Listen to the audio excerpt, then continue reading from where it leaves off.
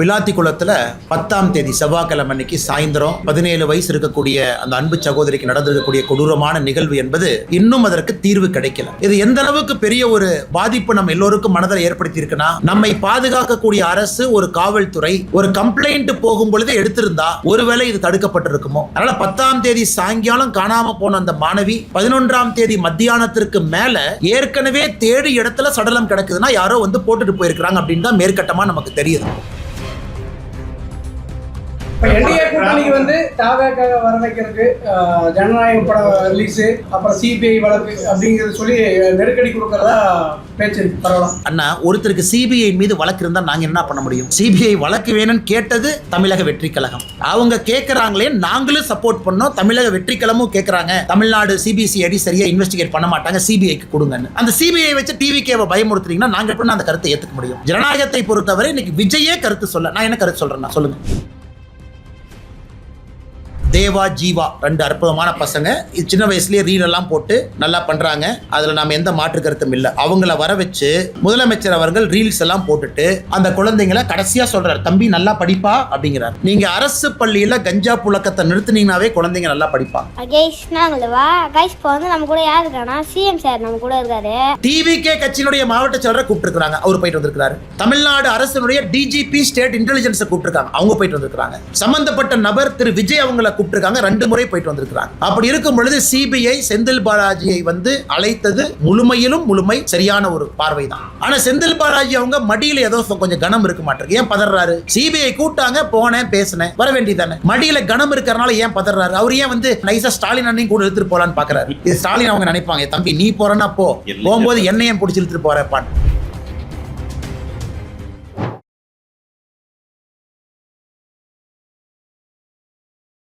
அண்ணா, பத்திரிகை நண்பர்களுக்கு எங்களுடைய அன்பான காலை வணக்கம். ஒரு 2-3 விஷயங்களை நண்பர்களிடம் நாங்கள் இன்னைக்கு பத்திரிகையாளர் சந்திப்பில் பேச இருக்கின்றோம். சில குற்றச்சாட்டுகளை வைக்க இருக்கின்றோம், சில விஷயங்களை பகிர இருக்கின்றோம். விளாத்திக்குளத்தில் 10ஆம் தேதி செவ்வாய்க்கிழமை அன்னைக்கு சாயந்தரம் அன்பு சகோதரி 17 வயசு இருக்கக்கூடிய அந்த அன்பு சகோதரிக்கு நடந்திருக்கக்கூடிய கொடூரமான நிகழ்வு என்பது இன்னும் அதற்கு தீர்வு கிடைக்கல. எதற்காக நாங்கள் திமுக அரசை குற்றம் சாட்டுகின்றோம்? என்ன பார்த்தீங்கன்னா, பல திமுக அமைச்சர்கள் சொல்கிறாங்க, இல்லைங்க நாங்கள் என்னங்க பண்ணுறது, குற்றம் நம்ம நடக்குது, குற்றவாளிகள் இருக்கிறாங்க, எப்படி எல்லா பழியும் எங்கள் மேலே போட முடியும்? இந்த விளாத்திக்குளத்தை பொறுத்தவரை 12வது பரீட்சை எழுதிட்டு வீட்டுக்கு பாப்பா வர்றாங்க. சாயந்தரம் 6 மணிக்கு வீட்டிற்கு வெளியே அந்த வைக்காலுக்கு தோட்டத்துக்கு போகிறாங்க. 8 மணி வரைக்கும் அந்த பாப்பா வரல. அதன் பிறகு அந்த குழந்தையினுடைய பெற்றோர்கள் குளத்தூர் காவல் நிலையத்துக்கு போய் கம்ப்ளைண்ட் கொடுக்க போகிறாங்க.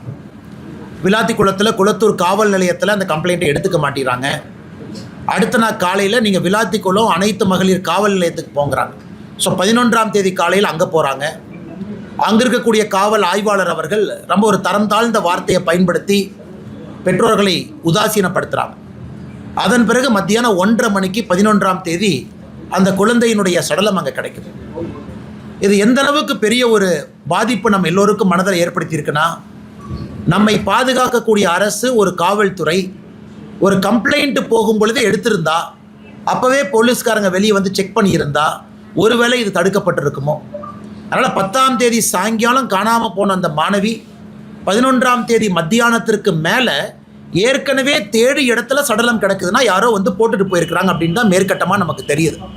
அதனால் இது காவல்துறையினுடைய தோல்வி என்று சொல்வதை விட, காவல்துறையை நிர்வகிக்கக்கூடிய நம்முடைய முதலமைச்சர் ஐயா ஸ்டாலின் அவர்களுடைய முழு தோல்வி. என்ன கமாண்ட் அண்ட் கண்ட்ரோலில் வச்சுருக்கிறாங்க. இன்றைக்கி வந்து ஹோம் செக்ரட்டரி அவங்க பத்திரிகையாளர் சந்திப்பில் ஒருத்தரை சஸ்பெண்ட் பண்ணிவிட்டு அதனால் பிரச்சனை முடிஞ்சிருச்சு அப்படிங்கிற மாதிரி போகிறாங்க. இன்னும் குற்றவாளியை கைது செய்யப்படவில்லை. இதை நாங்கள் வன்மையாக கண்டிப்பதை தாண்டி தமிழக மக்கள் புரிந்து கொள்ள வேண்டும். அந்த சகோதரி பேரை நம்ம பயன்படுத்தக்கூடாது, 17 வயது இருக்கிற காரணத்தினால. அவங்க 10ஆம் வகுப்பில் 500க்கு 495 மதிப்பெண், அப்படின்னா 99%, 99%. இதை விட ஒரு ஏழை குடும்பத்தில் ஒரு குழந்தை என்ன பண்ண முடியும் நீங்கள் யோசிச்சு பாருங்கள். 99% மதிப்பெண்கள் பெற்று அந்த தலைமுறையை உயர்த்தக்கூடிய ஒரு வாய்ப்பு இருந்தும் கூட அந்த குழந்தைக்கு இது போல் நடந்திருக்கிறது. அதனால் முதலமைச்சர் அவர்கள் வெட்கி தலை குனியணும்.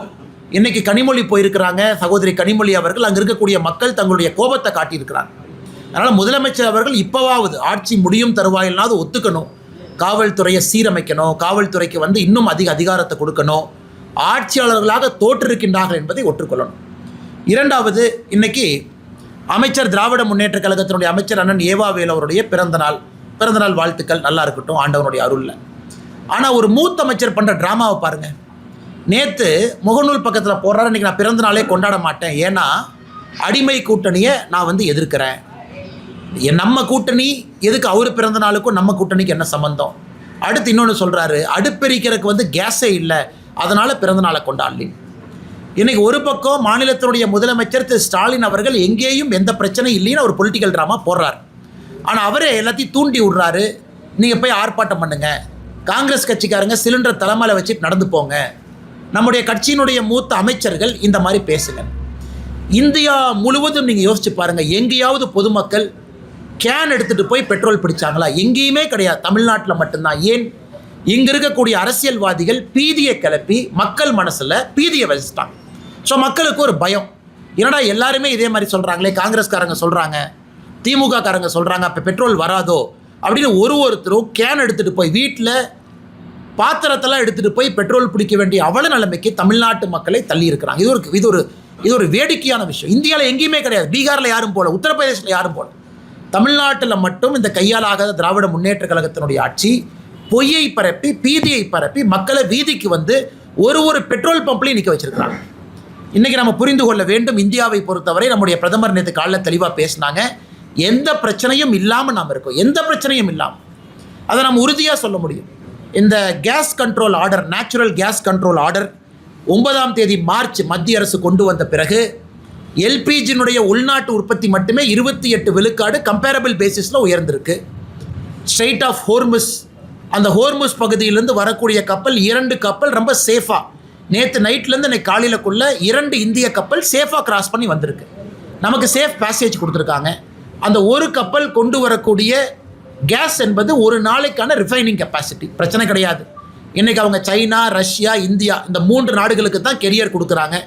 நம்முடைய வெளியுறவுத்துறை கொள்கையினுடைய ஒரு வெற்றி இதை பறைசாற்றுறது. அதை பற்றி யாரும் பேச மாட்டாங்க. அதையெல்லாம் தாண்டி இன்றைக்கி உலகம் முழுவதுமே பெட்ரோல் விலை ஏற்றிருக்கிறாங்க. பக்கத்தில் இருக்கக்கூடிய பாகிஸ்தான், பங்களாதேஷ் எடுத்துக்கிட்டிங்கன்னா பெட்ரோல் விலை 20% உயர்ந்திருக்கு. 2 வாரம் பள்ளிக்கூடத்திற்கு விடுமுறை கொடுத்துருக்குறாங்க. 50% அரசு கார்களை ரோட்லேருந்து எடுத்திருக்கிறாங்க. பெட்ரோல் ரேஷனிங் பண்ணுறாங்க. இந்தியாவில் எந்த பிரச்சனையும் இல்லை. மிக அற்புதமாக வரக்கூடிய சப்ளையை நம்ம மேனேஜ் பண்ணுறோம். இந்த நேச்சுரல் கேஸ் ஆர்டரை போட்டு யாருக்கு என்ன கொடுக்கணும், 100% எல்பிஜி கேஸ் 100% அப்படியே கொடுத்துடணும். அதன் பிறகு ஃபர்டிலைசருக்கு போகிறது 30% குறைச்சிருக்கிறாங்க. 70% ஃபர்டிலைசருக்கு போகிற கேஸ் போகும். அதன் பிறகு இண்டஸ்ட்ரி 80% போகும், 20% குறைச்சிருக்கிறாங்க. அதன் பிறகு சிட்டி கேஸ் டிஸ்ட்ரிபியூஷன் 20% குறைச்சிருக்கிறாங்க, 80%. அடுத்து இந்த ஆர்டர் ரிவ்யூ பண்ணுவாங்க. எங்கேயும் பிரச்சனை இல்லாமல் போகும் பொழுது எதற்காக பீதியை கிளப்பி பொதுமக்களை நீங்கள் ரோட்டுக்கு போக வைக்கிறீங்க? அதனால் தமிழக மக்களுக்கு எங்களுடைய அன்பான வேண்டுகோள், தயவு செய்து நீங்கள் யாரும் கஷ்டப்பட்டு வீதிக்கு வராதிங்க, ரோட்டுக்கு போகாதீங்க. நீங்கள் பெட்ரோலை பிடிச்சி ஒரு வீட்டில் வைக்கிறீங்கன்னா உங்களுக்கு அது ரிஸ்க். 20 லிட்டர் கேன், 15 லிட்டர் கேனில் நீங்கள் போய் வாங்கிட்டு அதை டெய்லி 1 லிட்டர் 2 லிட்டர் 2 வீலருக்கு ஊற்றிக்கலாம். நீங்கள் வீட்டில் வாங்கி வைக்கிறீங்கன்னா உங்களுக்கு அது ரிஸ்க். எங்கேயும் எந்த பிரச்சனையும் இல்லை. இன்றைக்கி ஸ்ட்ரெயிட் ஆஃப் ஹோர்முஸ் போர் ஆரம்பிப்பதற்கு முன்பு 55% சப்ளை அங்கேருந்து வந்துச்சு. எனக்கு இந்தியாவுக்கு 70% சப்ளை ஸ்ட்ரெயிட் ஆஃப் ஹோர்முஸ்க்கு வெளியிருந்து வருது. முதல்ல ஸ்ட்ரெயிட் ஆஃப் ஹோர்முஸ் இல்லாமல் 55% வந்துச்சு, 45% அங்கே வந்துச்சு, 55% வேறு ஜோனில். இன்றைக்கி 70%, 15% ஹோர்முஸ்லேருந்து வெளியே எடுத்துட்டோம். நாம் அந்த சப்ளை செயினை டைவர்சிஃபிகேஷன் பண்ணியிருக்கிறாங்க. பெட்ரோலியத்துறை அமைச்சர் அவர்கள் பாராளுமன்றத்தில் அதை பற்றி பேசுகிறாங்க. நேச்சுரல் கேஸ் பிரச்சனை கிடையாது, பெட்ரோல் ரிஃபைனிங் பிரச்சனை கிடையாது. இன்றைக்கி இதெல்லாம் நடக்கும் பொழுது ரிலையன்ஸ் இண்டஸ்ட்ரீஸ் அமெரிக்காவில் $300 பில்லியன் இன்வெஸ்ட் பண்ணி அங்கே ஒரு ரிஃபைனரி போடுறா, ட்ரம்ப் ட்வீட் பண்ணுறார். ஸோ ரிஃபைனிங் கெப்பாசிட்டி நம்மகிட்ட இருக்குது. வரக்கூடிய பெட்ரோலியம் பொருள் உள்ள வருது. கேஸ் எந்த பிரச்சனையும் இல்லாத பொழுது திராவிட முன்னேற்ற கழகத்தினுடைய அமைச்சர்கள், காங்கிரஸ் கட்சிக்காரங்க இந்த பீதியை கிளப்பி தயவு செஞ்சு பொதுமக்களை பெட்ரோல் டீசல் வாங்க வச்சு வீட்டில் எக்கு தப்பாக ஏதாச்சும் ஆயிரப்போது அதற்கும் பொறுப்பு திராவிட முன்னேற்ற கழகத்தினுடைய அரசு. 3வது மிக முக்கியமானது என்னை பொறுத்தவரை, இன்றைக்கி பாராளுமன்றத்தில் நம்ம பார்க்குறோம், சம்பந்தமே இல்லாத ஒரு பிரச்சனையை திரு ராகுல் காந்தி அவங்க எடுக்கிறாங்க. அதில் தமிழகத்தினுடைய எம்பி திரு வசந்த் அவங்க இருக்கிறாங்க, கன்னியாகுமரி எம்பி இருக்கிறாங்கன்னா, அவரு கடையில் இண்டக்ஷன் ஸ்டவ் விற்கிறக்காக அவர் ட்வீட் போட்டுட்ருக்காரு, பெட்ரோல் குறைஞ்சிருச்சு, எல்பிஜி குறைஞ்சிருச்சு, கேஸ் குறைஞ்சிருச்சுன்னு. அவருடைய வசந்தன் போல இண்டக்ஷன் ஸ்டவ் விற்கிறீங்களா? நீங்கள் விற்றுக்குங்க, மார்க்கெட்டிங் பண்ணி விற்றுக்குங்க. நீங்கள் இண்டக்ஷன் ஸ்டவ் விற்கிறக்காக இவர் மார்க்கெட்டிங், பார்லிமெண்ட்டில் உட்காந்து ஒரு காங்கிரஸ் எம்பியும் ஐயோ பெட்ரோல் குறைஞ்சிருச்சு இண்டக்ஷன்ஸை வாங்க. அதில் ராகுல் காந்தி அவர்கள் பாராளுமன்றத்தினுடைய அந்த நுழைவாயில் மக்கரத்வார் அந்த நுழைவாயில் உட்கார்ந்து நேற்று அவர்கள் நடந்து கொண்ட விதம் ஒரு பாராளுமன்றத்தினுடைய மக்கள் எதிர்பார்க்கின்ற ஒரு நல்ல அரசியலுக்கு எதிரானது.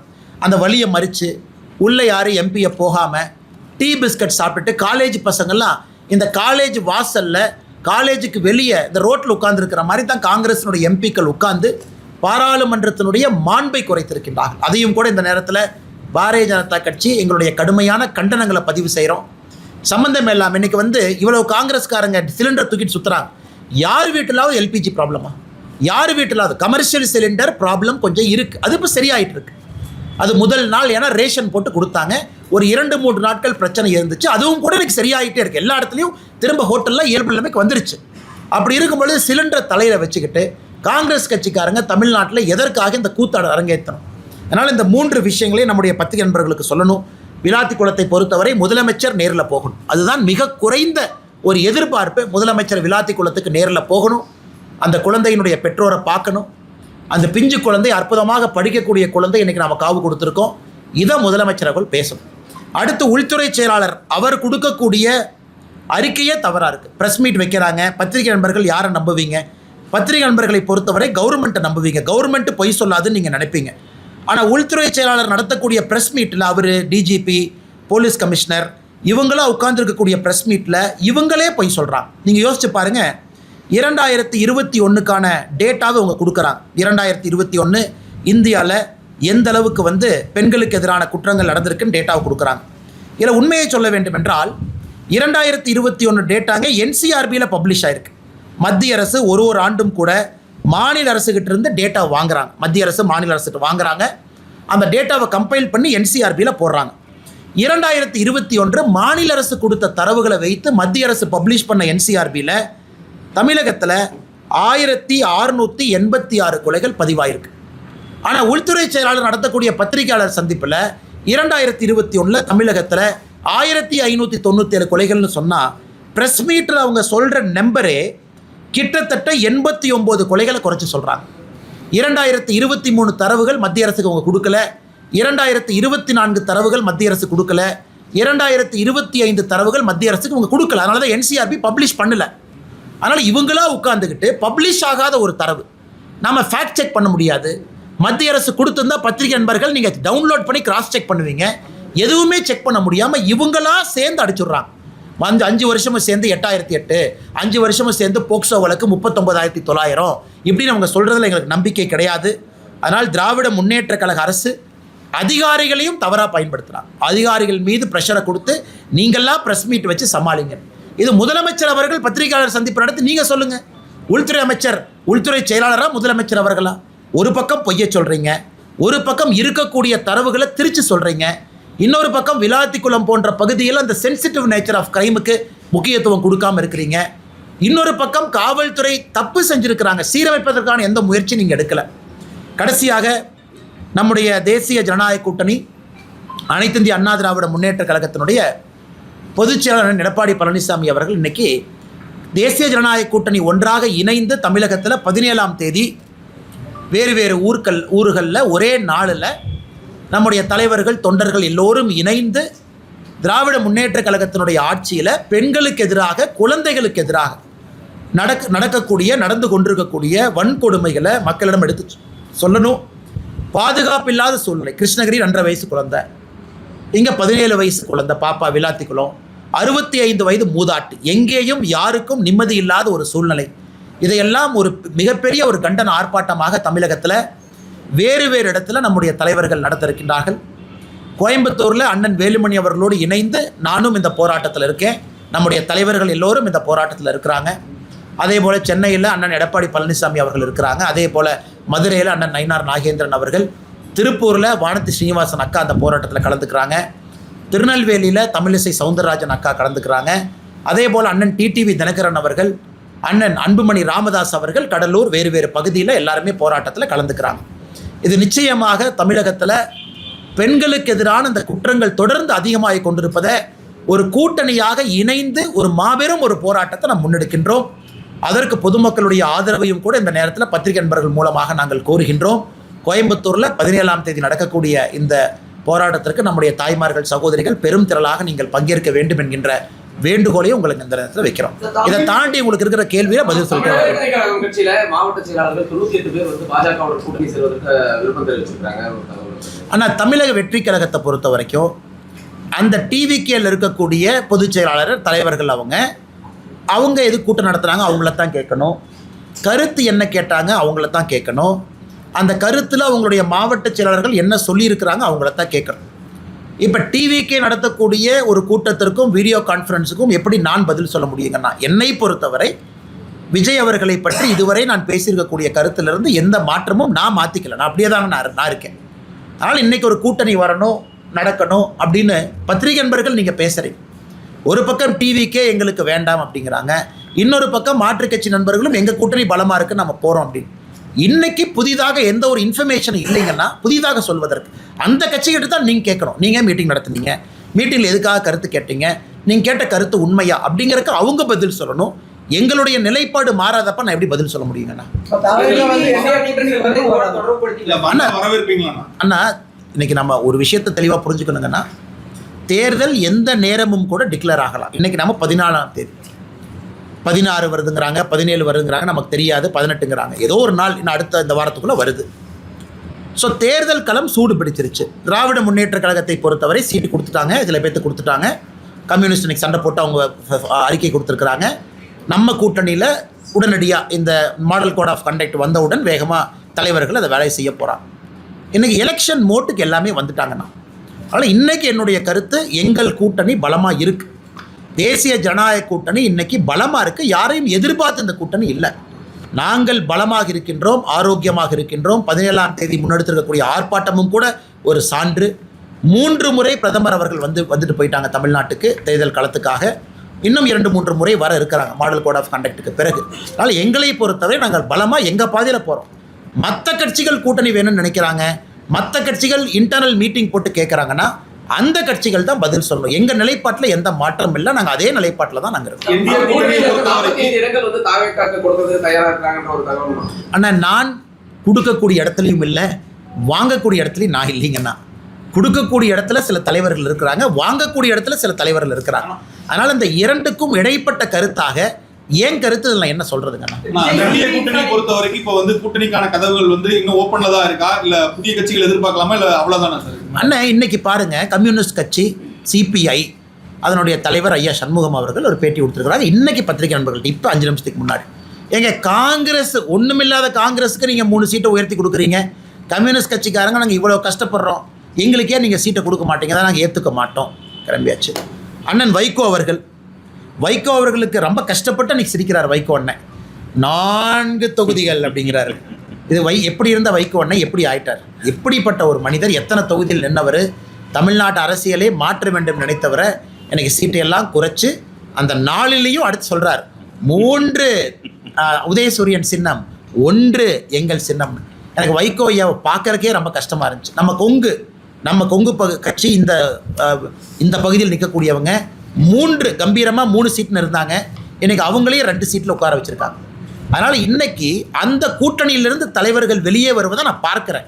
ஏன்னா திருமாவளவன் அண்ணன் இன்றைக்கி என்னை பொறுத்தவரை திருமாவளவன் அண்ணன் கண்டிப்பாக இவங்களுக்கு ஒரு 6 சீட்டுக்கோ 7 சீட்டுக்கோ ஒரு ஏற்றுக்கு போகிறது கிடையவே கிடையாது.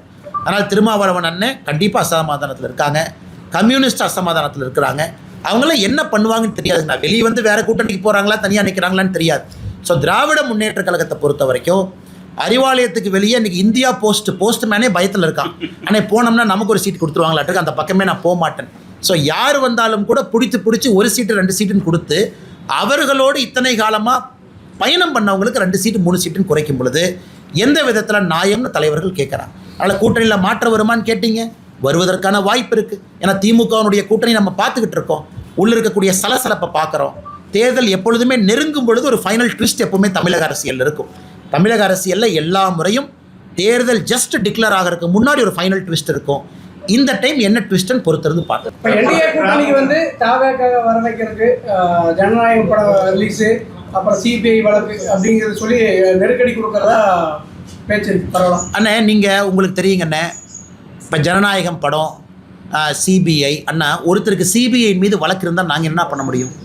சிபிஐ வழக்கு வேணும்னு கேட்டது யாருங்கண்ணா? சிபிஐ வழக்கு வேணும்னு கேட்டது தமிழக வெற்றி கழகம்.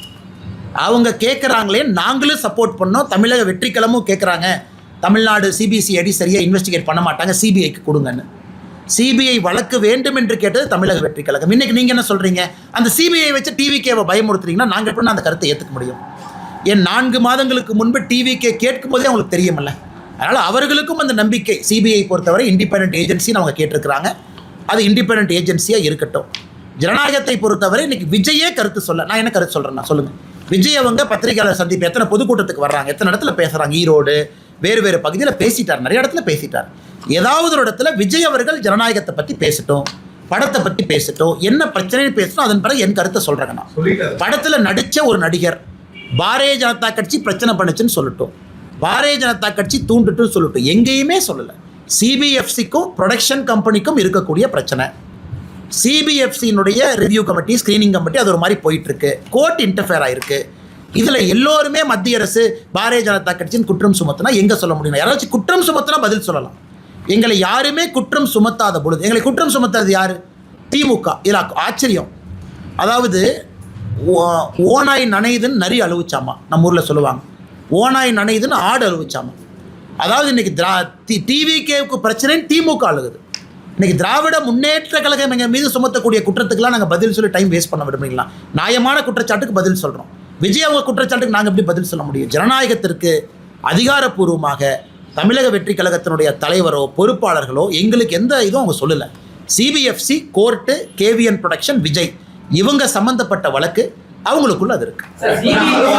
கரூர் சம்பவத்துக்கு வந்து உடனடியாக கரூர் போன முதலமைச்சர் வந்துட்டு விளாத்திக்குளத்துக்கு இன்னும் போகல. அதாங்க ஆச்சரியம். ஏன்னா சின்ன பசங்க ரீல்ஸ் பண்ணிட்டு இருக்காங்க. அந்த ரீல்ஸ் பார்த்து கூப்பிட்டு பேசியிருக்காரு, அவர் கூட ரீல்ஸ் எடுத்திருக்காரு. ஆனால் இன்னைக்கு முதலமைச்சர் அவர்கள் இன்னைக்கு காலையில் எத்தனை பேர் பார்த்தீங்கன்னு தெரியலீங்கன்னா, 2 நல்ல பசங்கன்னா, அருமையான பசங்க. அவங்கள வந்து நம்ம எந்த தேவா, ஜீவா 2 அற்புதமான பசங்க. இது சின்ன வயசுலேயே ரீலெல்லாம் போட்டு நல்லா பண்ணுறாங்க. அதில் நம்ம எந்த மாற்று கருத்தும் இல்லை. அவங்கள வர வச்சு முதலமைச்சர் அவர்கள் ரீல்ஸ் எல்லாம் போட்டுட்டு அந்த குழந்தைங்களை கடைசியாக சொல்கிறார், தம்பி நல்லா படிப்பா அப்படிங்கிறார்.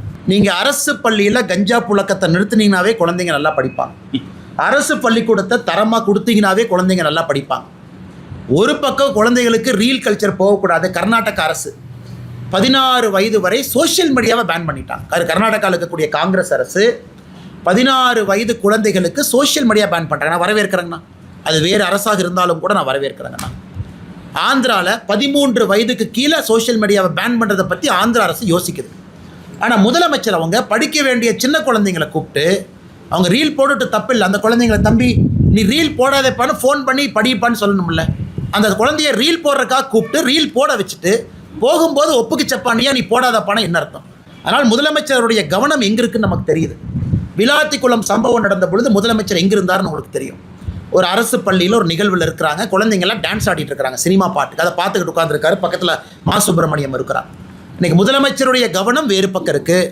முதலமைச்சருடைய கவனம் சட்ட ஒழுங்கல் இல்லை. முதலமைச்சருடைய கவனம் தமிழகத்தினுடைய நலன் இல்லை. அதனால் இன்றைக்கி ரீல்ஸ் போடக்கூடிய முதலமைச்சராக மாறிட்டார். அல்லது ரீல்ஸ் போடலினா படிக்க வேண்டிய குழந்தைங்களை கூட்டிகிட்டு வந்து ரீல்ஸ் போடுறார். ரீல்ஸ் போடுங்கப்பான். அதனால் இது எல்லாம் நம்ம பார்த்துக்கிட்டு தாங்க நான் இருக்கிறோம். என்ன பண்ணுறது? இன்னும் ஒரு 30-40 நாட்கள் இதெல்லாம் அனுபவிச்சு தாங்க ஆகணும். வேறு வழி இல்லை. சிபிஐ விசாரணைக்கு தன்னை மட்டும் எதை கலைக்கிறார்கள், மற்ற அமைச்சர்களும் எல்லாரும் தான் அங்கே வந்திருந்தாங்கன்னு சொல்லி செந்தில் பாலாஜி ஒரு கருத்து வச்சிருக்காரு. நான் அங்கே இருக்கக்கூடிய ஒரு மாவட்ட அமைச்சராக அங்கே நான் போயிருந்தேன் அந்த டைம்ல. ஆனால் என்னை மட்டுமே அவங்க அழைக்கிறதுக்கான காரணம் என்ன? முதல்வர் முதற்கொண்டு தான் அங்கே வந்திருந்தாரு. ஆனால் கண்டிப்பாக செந்தில் பாலாஜி அவர்களை சிபிஐ விசாரணைக்கு அழைக்கணும். எதற்குன்னா அழைச்சிருக்காங்க. ஆமாங்கண்ணா. எதற்குன்னா இதில் 2-3 விஷயங்கள் இருக்குது. 10 ரூபாய் பாலாஜி என்று நான் பேசும் பொழுது தான் செருப்பு வந்திருக்குன்னு சொல்லும் பொழுது அதை நீங்களும் சொல்கிறீங்க, நானும் சொல்கிறேன். அப்படி இருக்கும் பொழுது அந்த சம்பந்தப்பட்ட நபரை அழைத்து விசாரிக்க வேண்டியது சிபிஐனுடைய கடமை. நம்பர் 1. நம்பர் 2, சம்பவம் நடக்கவே ஸ்பாட்டில் இருந்தவர் செந்தில் பாலாஜி. ஆம்புலன்ஸை கூட்டிகிட்டு வந்தார். ஆம்புலன்ஸில் திமுகவுடைய ஸ்டிக்கர் ஒட்டியிருந்தது, திமுக மருத்துவமனையின் ஸ்டிக்கர் ஒட்டியிருந்தது. செந்தில் பாலாஜி தான் ஃபர்ஸ்ட் ஆளாக அங்கே இருந்தார். அவரு சொல்கிறார், அவரை கூப்பிடணும். 3வது, முதலமைச்சருக்கு தகவல் சொன்னது யார்? செந்தில் பாலாஜியாக இருக்கலாம். எல்லா அரசு ஹாஸ்பிட்டலுக்கும் இங்கெங்கே போனது யார்? செந்தில் பாலாஜியாக இருக்கலாம். அங்கே நான் ஆளுகின்ற கட்சியினுடைய மாவட்ட செயலாளர் என்கின்ற பொறுப்பில் இருக்கக்கூடிய செந்தில் பாலாஜி ஒரு டிகிரி ஆஃப் கண்ட்ரோல் இருக்குது, திருவாரு அமைச்சராக இருந்திருக்கிறாங்க. ஏன் டிவிகே கட்சியினுடைய மாவட்ட செயலரை கூப்பிட்டுருக்குறாங்க, அவர் போயிட்டு வந்திருக்கிறாரு. தமிழ்நாடு அரசினுடைய டிஜிபி ஸ்டேட் இன்டெலிஜென்ஸை கூப்பிட்டுருக்காங்க, அவங்க போயிட்டு வந்திருக்கிறாங்க. சம்பந்தப்பட்ட நபர் திரு விஜய் அவங்கள கூப்பிட்டுருக்காங்க, 2 முறை போயிட்டு வந்திருக்கிறாங்க. அப்படி இருக்கும் பொழுது சிபிஐ செந்தில் பாலாஜியை அழைத்தது முழுமை சரியான ஒரு பார்வை தான். ஆனால் செந்தில் பாலாஜி அவங்க மடியில் ஏதோ கொஞ்சம் கனம் இருக்க மாட்டிருக்கு. ஏன் பதறாரு? சிபிஐ கூப்பிட்டாங்க, போனேன், பேசினேன், வர வேண்டியதானே. மடியில் கனம் இருக்கிறனால ஏன் பதறாரு? அவர் ஏன் நைஸாக ஸ்டாலின் அண்ணையும் கூட இழுத்துட்டு போகலான்னு பார்க்குறாரு. இது ஸ்டாலின் அவங்க நினைப்பாங்க, தம்பி நீ போகிறேன்னா போகும்போது என்னையும் பிடிச்சி இழுத்துட்டு போகிறப்பான். அந்த மாதிரி தான் இருக்க அவருடைய பதில். நான் அந்த பதிலை பார்த்தங்கன்னா, அதனால் சிபிஐ அவர்கள் செந்தில் பாலாஜி அவங்கள கூப்பிட்டது முழுமையிலும் அது உண்மைதான். அவங்க போகணும், கோஆப்ரேட் பண்ணணும். மடியில் கனம் இல்லைன்னா கோஆப்ரேட் பண்ணுங்கள், ஏன் பயப்படுறீங்க? இது எதுக்கு நீங்கள் அப்படியே பதறீங்க? அவருடைய பத்திரிகையாளர் சந்திப்பை பார்த்தாவே செந்தில் பாலாஜி அவர்கள் பதறுவது நமக்கு தெரியுது. எனக்கு தெரியல யார் குற்றம் செஞ்சாங்கன்னு தெரியலீங்கன்னா அது சிபிஐ என்கொயரியில் உண்மை வெளியே வரும். டீயும் காஃபியும் ஒன்றா கலக்காதுன்னு சொல்லியிருந்தீங்க, அதில் உறுதியாக இருக்கீங்களா? ஆனால் நான் ஏற்கனவே சொல்லியிருந்தேங்கன்னா என்னுடைய கருத்தில் எந்த மாற்றம் இல்லை. காரணம், அவங்க சித்தாந்தத்தை வேறு சித்தாந்தத்தை டிக்ளேர் பண்ணிட்டாங்க, நாம் ஒரு சித்தாந்தத்தில் இருக்கோம். அப்படி இருந்தும் அரசியல் கூட்டணிக்குள்ளே முரணான கட்சிகள் இருக்கான்னு கேட்டிங்கன்னா இருக்குது. நான் இல்லைன்னு சொல்லிங்கன்னா, உங்களுக்கு அரசியல் தெரியும், எனக்கு அரசியல் தெரியும், நான் முட்டாள்தனமாக எதுவும் பேச விரும்பலை. முரணான கூட்டணிகள்லாம் இருக்கா? இருக்குது. ஒரு காமன் கோலில் இருக்காங்களா? இருக்குது. வேறு வேறு கொள்கைகள் இருந்தாலும் கூட பொது எதிரியை வீழ்த்துவதற்காக இருக்காங்களா? இருக்குது. நான் உங்களுக்கு ஆரம்பத்தில் சொன்னது டைம் லைன் இன்றைக்கி வந்துருச்சு. எலெக்ஷன் வரப்போகுது, எல்லா கட்சிகள் இருக்காங்க, திமுக பேச்சுவார்த்தை நடத்த ஆரம்பிச்சிட்டாங்க. எப்போவுமே தேர்தலுக்கு முன்பு தமிழகத்தில் எப்பவும் ஒரு ட்விஸ்ட் நடக்கும். இந்த வருஷம் என்ன ட்விஸ்ட்டுன்னு பார்ப்போம். அதே நேரத்தில் சீட்டை கொடுக்கக்கூடிய இடத்துல நான் இல்லை, சீட்டை வாங்க வேண்டிய இடத்துலையும் நான் இல்லை. நான் ரெண்டுக்கும் நடுவில் ஏதோ ஒரு இடத்துல இருக்கேன். அதற்கான தலைவர்கள் இருக்கிறாங்க. அண்ணா, நான் எல்லோருக்கும் பிரச்சாரம் பண்ணுறேங்கண்ணா, எல்லோருக்கும் போய் நிற்கிறேன். தமிழகத்தில் திராவிட முன்னேற்ற கழகத்தினுடைய ஆட்சி தூக்கி எறியப்பட வேண்டும் என்பதில் தெளிவாக இருக்கும். ஏன் இந்த சகோதரி பேர் சொல்ல முடியல, எனக்கு பேர் சொல்ல வேண்டும் என்கின்ற ஆசை. காரணம், இறந்த பிறகுனாவது அவருக்கு ஒரு மரியாதை கொடுக்கணும். 17 வயசு இருக்கிறனால போக்சோ அப்படின்னு நம்ம சொல்ல முடியாது. 495 மதிப்பெண் வாங்கினா 500க்கு அந்த குழந்தைய பாருங்கள் கொடூரமாக கொண்டிருக்காங்கன்னா இந்த ஆட்சி இருக்கணுமாங்கிற கேள்வி. நான் எல்லா கேஸுக்கும் நான் திமுகவை சொல்லலை. அண்ணா யூனிவர்சிட்டி இதே இடத்துல சாட்டை எடுத்து அடிக்கிட்டேன். காரணம், திமுக லிங்க். நீ சிசிடிவி போடல. உதயநிதி ஸ்டாலின் சிண்டிகேட் மெம்பராக இருந்த ஒரு கல்லூரி, வாட்ச்மேன், திமுக கொடி போட்டு அக்யூஸ் உள்ளே போகிறான். இவ்வளோ நடக்குதுன்னு நம்ம பேசுகிறோம். இது எல்லாம் அரசனுடைய குறைபாடுகள். எல்லா கேஸுக்கும் நாங்கள் திமுகவை சொல்லிங்கன்னா, திராவிட முன்னேற்ற கழகம் ஆட்சிக்கு வந்த பிறகு தான் அரசு இயக்கங்கள் செயலிலிருந்து குற்றங்கள் அதிகமாக இருக்குது. அதுதான் நாங்கள் சொல்கிறது. கோயம்புத்தூர் ஏர்போர்ட் பக்கத்தில் பெட்ரோல் வண்டி போட்டிருக்கணுமே, ஏன் போடல? இவ்வளோ விளம்பரம் பண்ணுறீங்களே, இவ்வளோ பண்ணுறீங்களே, ஒரு 10 பெட்ரோல் வண்டி வாங்கி கொடுத்துருந்தா பெட்ரோல் வண்டி அங்கே போகும். அந்த இடத்துல குற்றம் நடக்கும் நமக்கு தெரியும். அந்த முள்புதர் ஏர்போர்ட் காம்பவுண்ட் வாலை ஒட்டி இதெல்லாம் தான் அரசனுடைய குறையாக நாங்கள் தொடர்ந்து சொல்லிக் கொண்டிருக்கின்றோம்.